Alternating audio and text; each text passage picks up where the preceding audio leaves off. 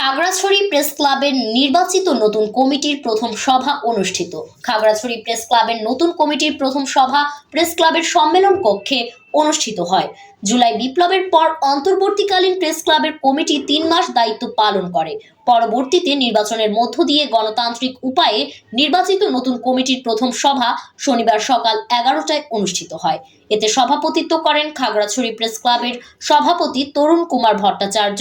এতে বক্তব্য রাখেন ক্লাবের সিনিয়র সহ সভাপতি মোহাম্মদ জহুরুল আলম, সাধারণ সম্পাদক HM প্রফুল্ল সহ সম্পাদক সমীর মল্লিক, শাহরিয়া ইউনুস, সাংগঠনিক সম্পাদক দিদারুল আলম ইউসুফ, নিজামউদ্দিন লাবলু।